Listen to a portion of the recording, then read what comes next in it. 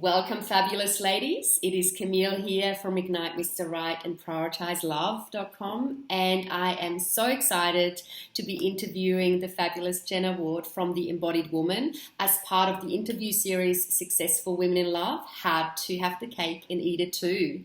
So welcome on the call, Jenna. Thank you so much for having me. I love the title of your work and thrilled to be here speaking about having the cake and eating it all. Awesome, so thank you. Awesome. Now, first of all, for there might be some listeners who haven't come across you before, and it might just be nice for them just to know a little bit more about what you actually do with your wonderful work.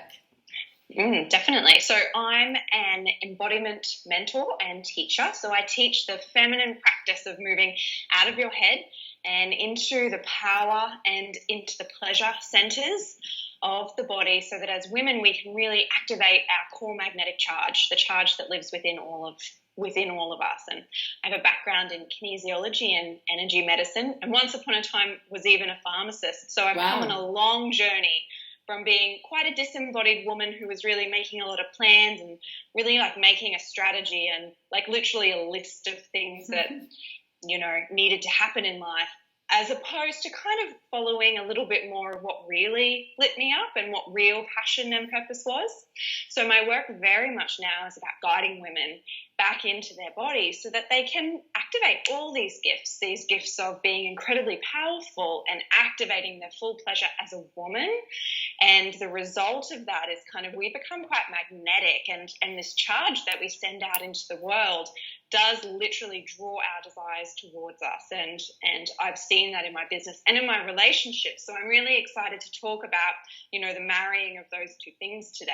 Oh, gorgeous. And of course, your language is, totally resonates with my message. I absolutely love it. It's all about embodiment, really, because we can't attract anything meaningful from just being in our head. It just doesn't work, including love.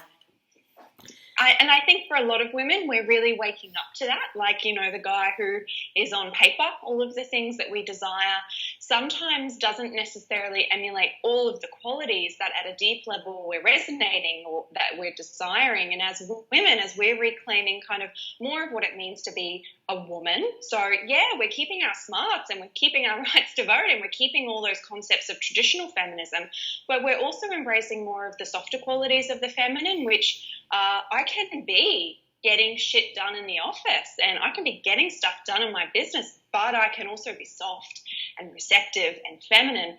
As we're really deepening into those things, it's quite interesting that what we desire in a man is also, we're also expanding what we need to receive from him. And I know for a lot of women, myself included, that can really have me asking the question, like, does he exist?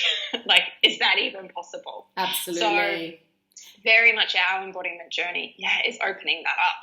And I will be asking you, some questions around how you've attracted your current partner, and I know there's a bit of a story around that. So my next question to you is: you're a woman on a mission. You're driven, you're dynamic, and you have built a thriving business, which is amazing. Serving women out there, making a big difference. So with what you've achieved to this point, what are you most proud of?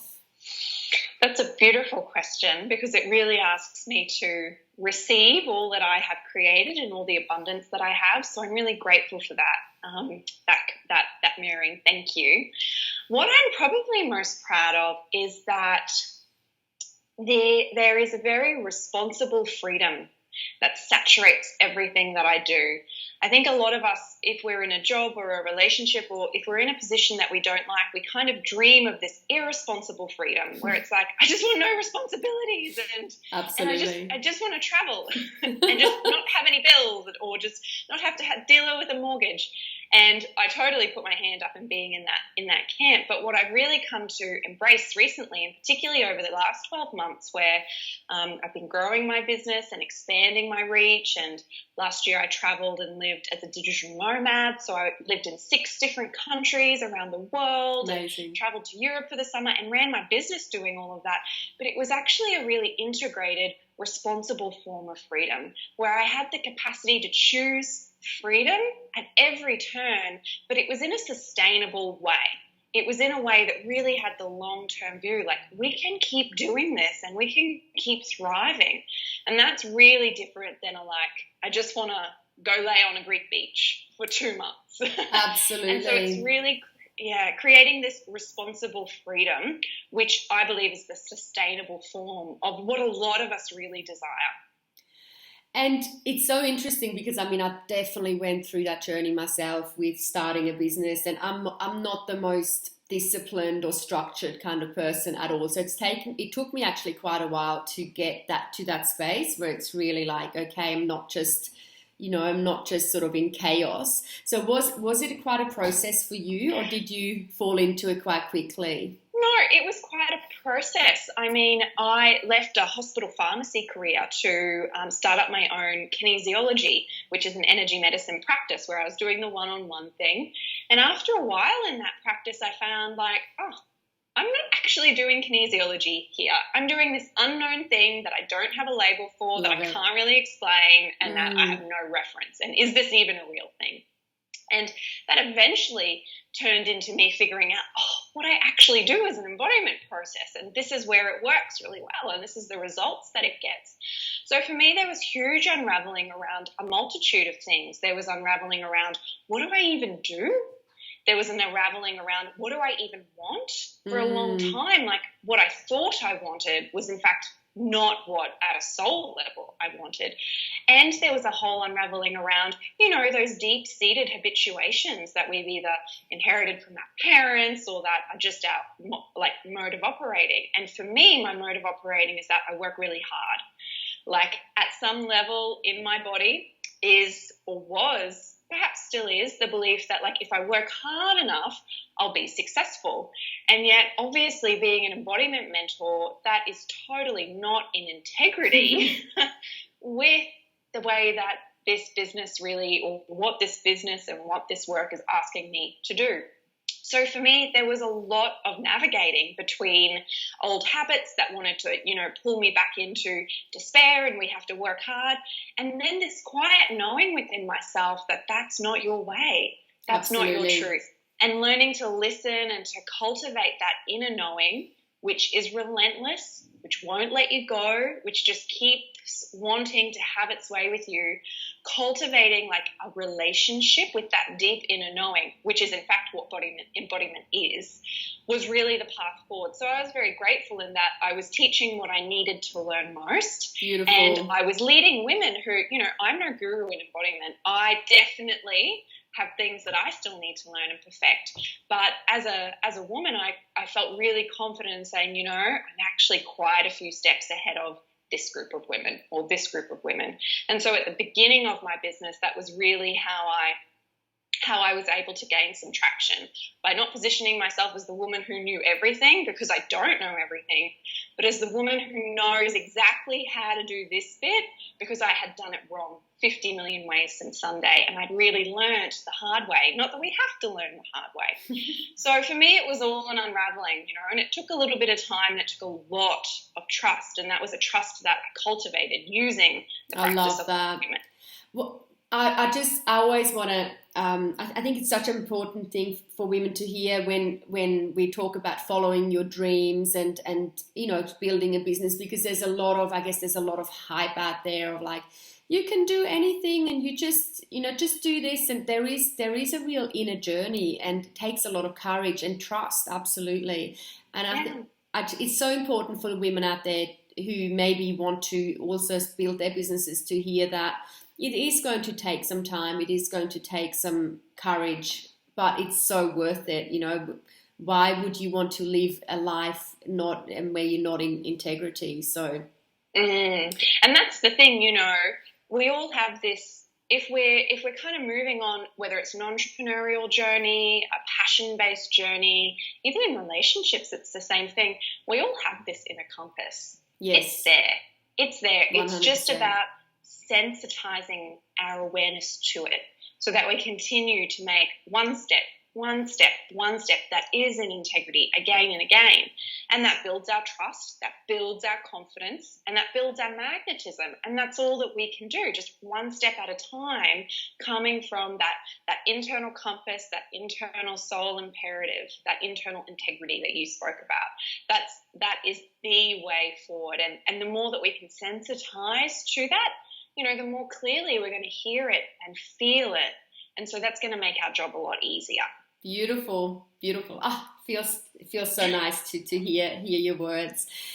So let's talk about love and love and romance. Now, I know you are in a relationship with a beautiful man, and sounds like it's all going really, really well. Now, I'm curious, has finding a great partner, was it always easy for you, or have you had some challenges there in the past? I would say yes to both camps. Yes, it's been easy, and yes, it's always been a challenge. I was the girl in high school with quite bad acne that nobody wanted to date. And so I think this set up a little bit of a story like, am I good enough? Does anyone really want me?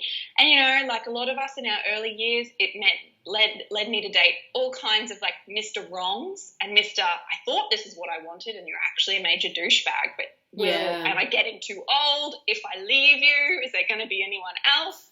Totally have been through all of these experiences. So I've often found it quite I haven't found it challenging to find a partner, but at the same time, that's really married with this very strong internal drive that I have to be so complete and full within myself. That partnership is a blessing, and not necessarily an optional extra, but it's like a blessed extra. And it really has only come in abundance in my life when I have just felt so delicious as myself. Absolutely. And that's when I've tended to attracted the guys who were keepers. Beautiful. And I guess, it is like, it's very much like, he's the ice. That relationship is the icing on the cake. You are the cake. You're the delicious cake. He's the icing on the cake. And it's challenging to come to that place because there are a lot of veils that exist around us and there's a truckload of stories that we're told by Disney movies mostly. Absolutely. About how like we need that completion. I mean, I love 50 Shades of Grey, but I kind of vomit a little bit in my mouth when I read that book because it's just this codependency. Like I can't live or breathe or be okay without you. It's like that to me is just the total antithesis of what it means to be an embodied feminine woman, which is like I've got so much pleasure and fullness within myself. And it's interesting that it's from that pleasure that our magnetic charge actually gets sent out. And this was totally the case with my most recent partner, or the guy that I'm currently with. It was like that inner, bubbling, juicy, alive sensuality that is every woman. Even if we don't consider ourselves sensual, we're women. So by our very nature, our sensations and our body is attuned to currents of pleasure. I was like, had my dial on full volume of that. And then it was like, I thought I was ready to meet somebody. I jumped on Tinder. He was my first date. Boom, done. So It was pretty wild. It was pretty wild even for me. And tell us a little bit more about like when you met him, did you know straight away like, wow, he's a keeper? Was it very obvious from the start? Well, no, it wasn't. I was really in a space whereby my imperative was not to find a soulmate. I was not even looking for a long-term relationship. I had just moved to Bali. It was hot. It was sensual. I was playing in, all these beautiful new places. And I thought, wouldn't it be great just to have somebody who I could really enjoy and be playful with? And from that space, I thought, I'll see if I can meet a guy. And I did meet him, and there was zero pressure for it to have to be anything. Perfect. There was no pressure for it to have to be anything. And so, to be honest, I was quite surprised when, after a few times of meeting him and communicating with him, that I was like, this is something deeper. I'm not sure if I want this. So that was just the space that I was in my life. But I really feel like coming in with that, no matter what agenda we come in with, very often we'll find the opposite of our agenda arrive That's as a way to stretch us into new experiences. That's and right. so when I'm kind of thinking about wanting to draw something into my life, whether it's a man or a new set of friends, girlfriends, I'm often less focused on what I want it to be in 5 years' time, and I'm really focused on what is it that I want to receive now. Great. That's a great question to ask. So you were very much in the moment there. He knew that you were happy just to be in the moment, and then it just developed from there. It did. I mean, I'm an Australian. I live at the sunny coast. I was living in Bali at the time, and the guy that I met was a European guy from Holland.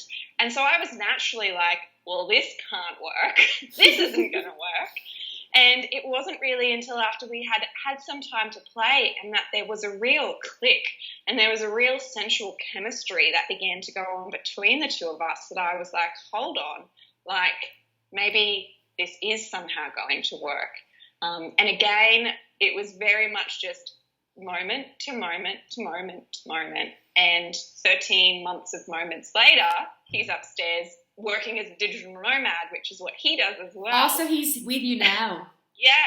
So he's here now in Australia. We have a place at the sunny coast together because we both have freedom-based online businesses. Amazing. And even that blows my mind. Like, that's totally wild to me that we just have total freedom. We lived and worked together in Portugal and Spain and Holland and America and New Zealand last year, and I couldn't have dreamt that. I couldn't have even had the imagination to even conceive of that possibility. So I was delightfully rewarded and have been wide open in gratitude for that sense. Wonderful. And so your view, I guess it is very much about you being embodied as a woman, and you were being in your pleasure, and you were being present and in the right, vibration, so to speak.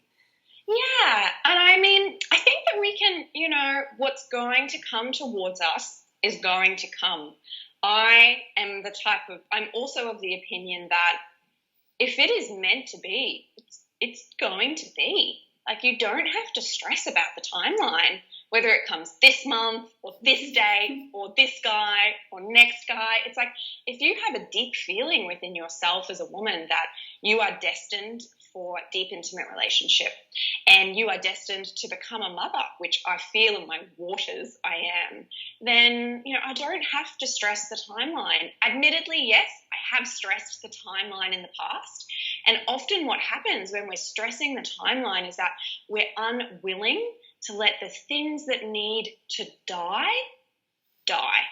Because when we're unwilling to let go, when we're unwilling to destroy something that is not feeling right, that is not feeling aligned, that is not serving us, that is not elevating us, that is not treating us in the way that we deserve, if we're, for whatever reason, fear, I'm too old, I'm never going to have children, if we're unable to let that thing die, then there is no space for something new to be created.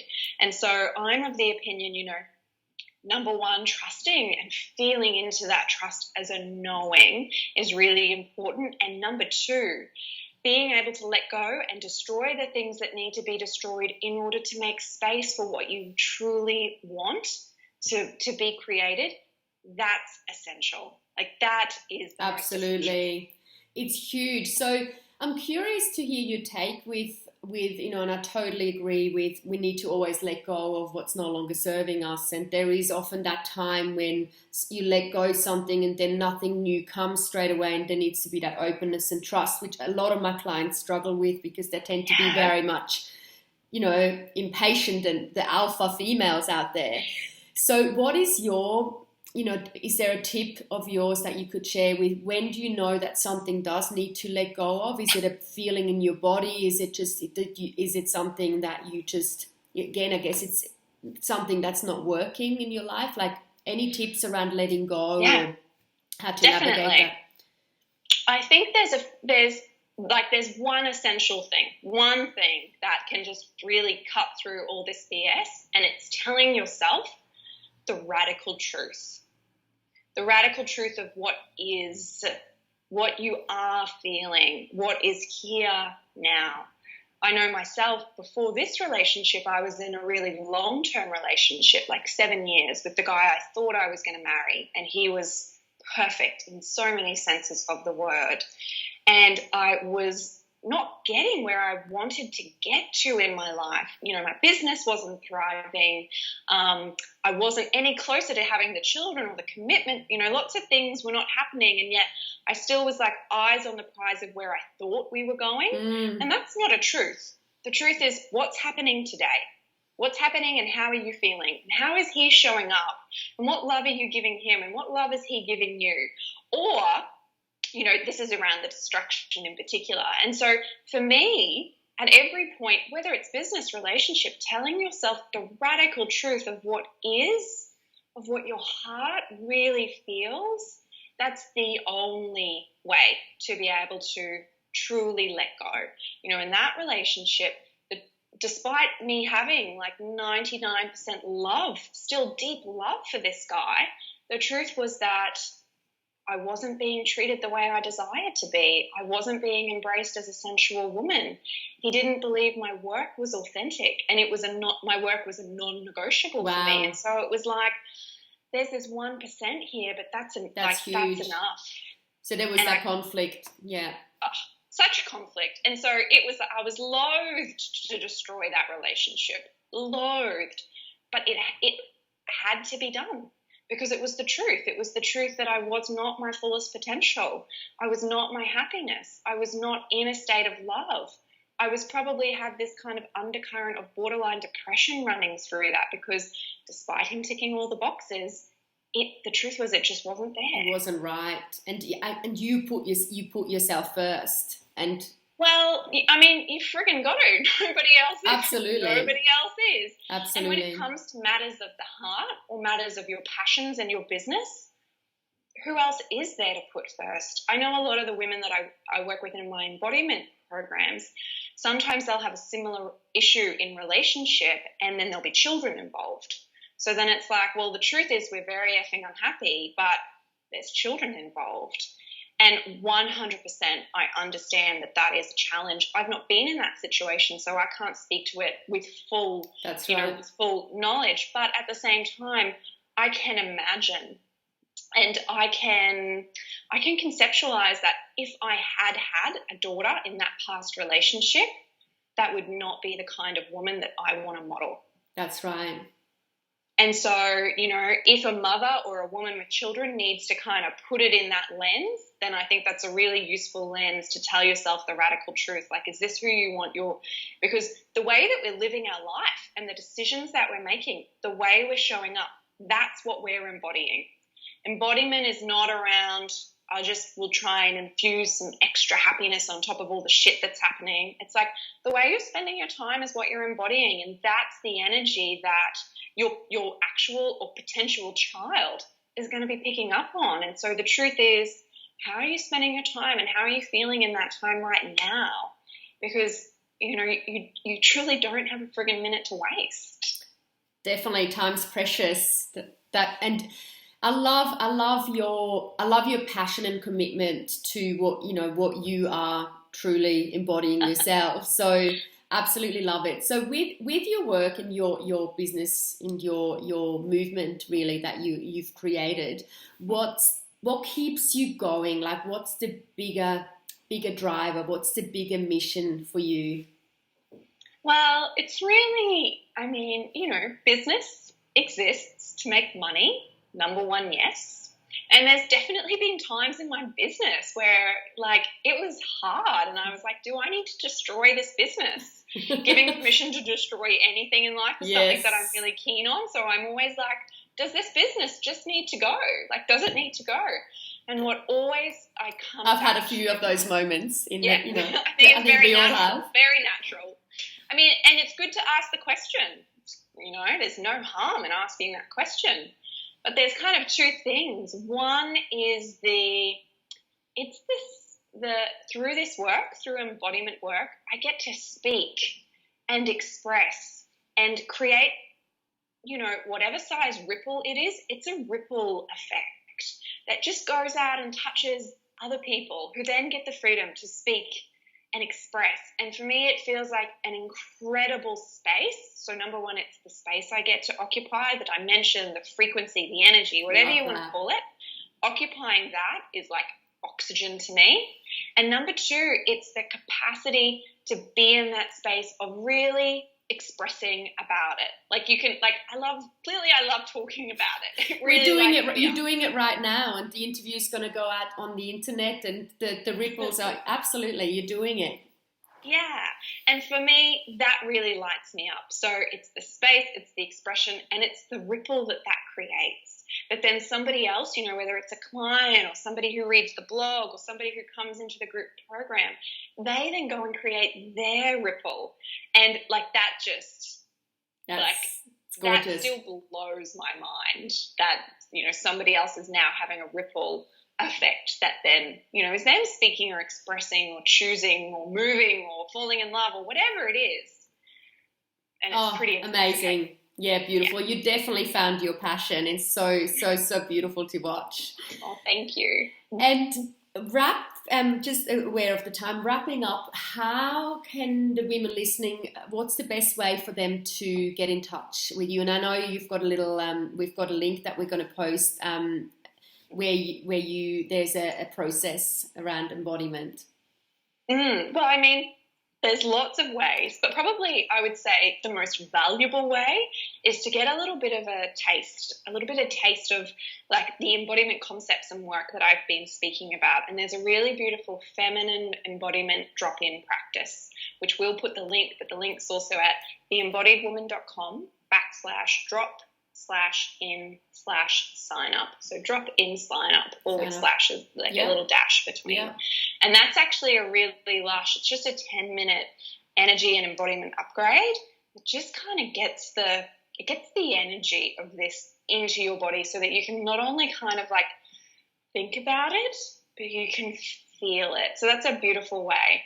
And I'm also at jennaward.co. CO is my website. So I do weekly blogs and videos on all things embodiment there. So that's a juicy place to connect as well. Beautiful. And there is an event coming up for the Australian ladies listening. Yeah, so for the Australian ladies, there is a magnetism workshop that I'm teaching in Brisbane on February 11th and 12th, 2017.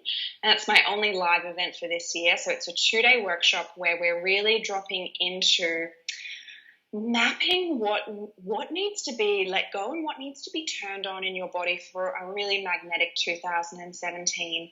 So we've got women who are ready to attract clients, attract money, attract love, whatever it is that you're desiring to call in with more feminine ease. This magnetism workshop is a little bit of a deepening of the energetic principles. So I'm thrilled to be offering that. Oh, that sounds amazing. So that's happening next month in beautiful Brisbane. Yeah. And just the very last thing I'll ask you, if you had just a last message for women out there who are just sitting a little bit on the fence around, you know, can I really have this amazing life where I'm in truth, I've got great money coming in, I've got the man, I feel at home in my body, all the beautiful things we've talked about. If you know, if there might be quite a few women listening, yeah, well, it sounds great. That's good for you. Yeah. What would be your last sort of piece of advice or message, you know, that you could share to the women sort of just not quite believing that could be really possible for them? It's so true, because I definitely at once upon a time was in that camp, didn't know what I wanted, couldn't even imagine being an embodiment coach. It's not like I woke up one day and was like, that's what I'm going to do. 2 things. Number one, this is just a universal truth. Everything that you could even remotely dream of already exists out there in the world somewhere. If you can actually imagine and dream it, it's a reality waiting for the taking. That's just a truth, and that's a current at every point in your life. And how to make your way from here into that reality? Well, it does truly start with curiosity. You know, we don't all wake up with a lightning bolt of like, my purpose is X and my dream man is coming on the this day, that didn't happen for me. But what did happen was something had to change. And so that started with, well, what am I curious about? And let me follow those breadcrumbs and just see what comes next and next and next. And, over a period of time, it gets you from there into that reality you can dream of. I love that. So following your curiosity is so important, and listen to that sensation, because that's a sign from your soul in your body. Curiosity is your soul saying, attention Absolutely. Here. I love that. Well, it's been, we could be talking about this topic all day, because, of course, we've got very similar values, and I agree with everything you say, and we could just keep on talking. But thank you so much for your time and generosity, sharing your journey, sharing your passion with the listeners, and I will be sharing the link with them. So thank you so much, and we will certainly be in touch. So grateful. Thank you for the invitation. It's such an honor to receive. Thank you so much. Talk soon. Okay.